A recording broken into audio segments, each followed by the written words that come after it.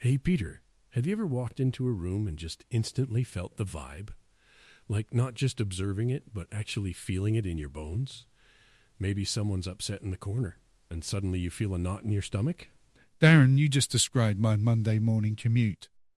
Honestly, it's something I've pondered a lot.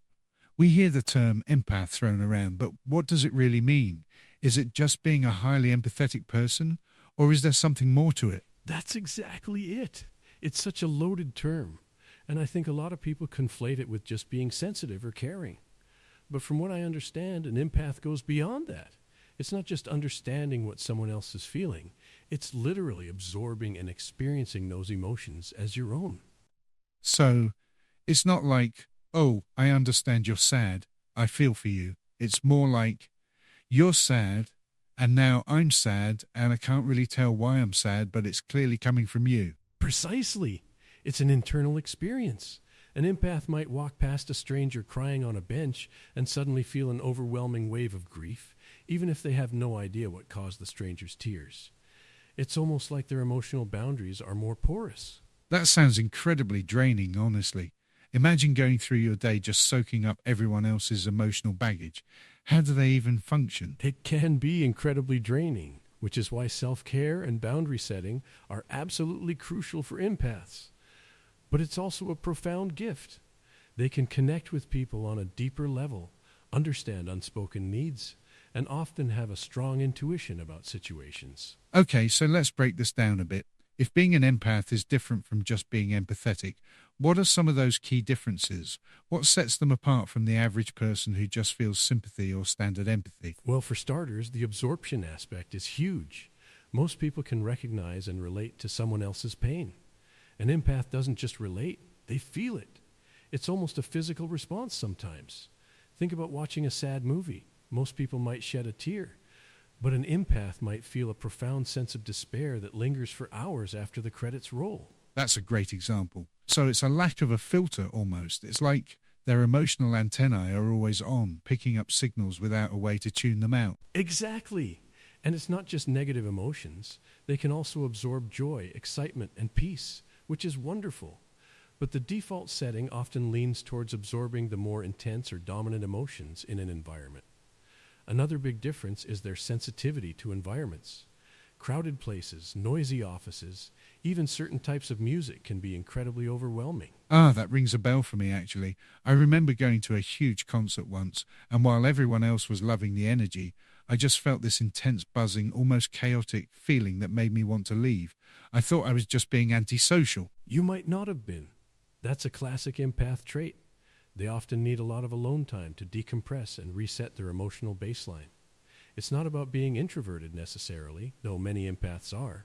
It's about needing to shed the emotional residue they've picked up. Fascinating. So, how would someone even begin to determine if they are an empath? Are there specific questions or experiences they should reflect on? Absolutely. Let's run through a few common indicators. First, do you frequently feel overwhelmed in crowds or busy places? Not just annoyed, but genuinely overwhelmed to the point of physical discomfort or emotional exhaustion? Okay, check that one for me on occasion. What's next? Second, do you often absorb other people's stress, anxiety, or sadness? Like a friend vents to you about their tough day, and suddenly you feel physically exhausted or emotionally heavy, even though nothing bad happened to you personally. Oh, definitely. I've had conversations where I felt like I needed a nap afterward, and it wasn't because the conversation was boring. It was because it was so emotionally charged. That's a strong indicator. Third, are you often told you're too sensitive? This is a common phrase empaths hear because their reactions to emotional stimuli are often more intense than those around them. Guilty as charged on that one too. I've heard that since childhood. It's funny how that dismissive comment could actually be pointing to something deeper. It really can. Fourth, do you have a strong intuition about people and situations? Do you just know things about others without them explicitly telling you, or do you get a gut feeling about a place or person that turns out to be accurate? My gut feeling has saved me from some awkward situations for sure. It's like an internal radar that picks up on subtle cues. I find myself often reading between the lines without even trying. That's a very common empathic trait, that innate ability to pick up on nonverbal cues and underlying emotional currents. Fifth, do you feel an intense need for solitude after social interactions, even positive ones. Not just wanting to relax, but truly needing to disconnect and recharge. Absolutely. After a big family gathering or a lively party, I need to just retreat to my quiet space for a while. It's not that I didn't enjoy it, it's just like my system needs a hard reset. Perfect. Sixth, do you struggle with setting boundaries? Do you find it hard to say no to people, or do you often put others' needs before your own to the point of personal depletion? Ouch, that hits close to home. I'm definitely a people pleaser, and I often find myself overcommitting or taking on emotional burdens that aren't mine, just because I feel the weight of someone else's situation. That's incredibly common for empaths, because their natural inclination is to alleviate suffering. But it can be a double-edged sword. And finally, seventh, do you have a low tolerance for injustice, cruelty, or violence, even in media? Does watching a news report about suffering deeply affect you to your core? Oh, absolutely. I have to limit my news intake sometimes, especially when it's particularly harrowing. It just feels too real, too heavy, and it's hard to shake off.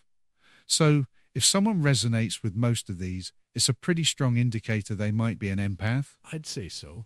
It's a spectrum, of course, and not everyone experiences every single trait to the same degree. But if you're ticking off most of those boxes, you're likely operating with a heightened emotional sensitivity and absorption capacity that goes beyond typical empathy. So, once someone identifies with these traits, what then? Is it just something you live with, or are there ways to manage it so it doesn't become utterly overwhelming? That's the crucial part. Being an empath isn't a curse. It's a superpower if you learn how to wield it. The biggest thing is learning to differentiate your emotions from others. It sounds simple, but it takes practice. When you feel a sudden emotion, ask yourself, is this truly mine, or am I picking it up from somewhere else? That's a great practical step. It's like an emotional detective. What else can empaths do to protect themselves? Boundary setting is non-negotiable. This means learning to say no without guilt, limiting exposure to energy vampires, those people who consistently drain your emotional resources, and even creating physical boundaries, like having a personal space that's a sanctuary. Grounding techniques are also vital. Grounding, like meditation or spending time in nature. Exactly. Anything that brings you back to your own center. Walking barefoot on grass, deep breathing exercises, spending time alone in a quiet room, or even just focusing on your senses to bring yourself into the present moment. These practices help seal your energy field, so to speak, and prevent constant leakage. It sounds like a continuous process of self-awareness and self-protection. It's not a one-time fix, but a lifestyle. It absolutely is. And recognizing that this isn't a flaw, but an inherent trait, can be incredibly empowering. Instead of feeling overwhelmed, you can start to understand your unique wiring and create a life that supports it. It means being intentional about who you spend time with, where you go, and how you recharge. So, it's about shifting from seeing it as a burden to seeing it as a strength, once you have the tools to manage it, like having a super sensitive radar that you learn to calibrate. Precisely. And for those listening who identified with these traits, remember you're not alone, and there's nothing wrong with you. In fact, the world needs your compassion and depth more than ever. It's just about learning to navigate it. That's such an important message. I think for a long time, many empaths probably felt misunderstood or just different, without a label to explain why. Having this understanding can be incredibly validating. Validation is key. And then, it's about embracing it. Empaths often have incredible healing abilities, a deep connection to animals and nature, and an almost psychic sense of what others need. These are profound strengths. So, to recap for anyone tuning in, if you're constantly feeling others' emotions, easily overwhelmed by environments, need significant alone time, and have strong intuition, you might just be an empath. And the journey then becomes about self-awareness, boundaries, and self-care. Couldn't have said it better myself, Peter. It's a journey, not a destination, but one that leads to a much richer, albeit sometimes challenging, experience of the world. It really does. Thanks, Daren. This has been incredibly insightful. For anyone out there who felt a connection to what we discussed today, keep exploring this amazing part of yourself. It's truly a gift. Absolutely, Peter.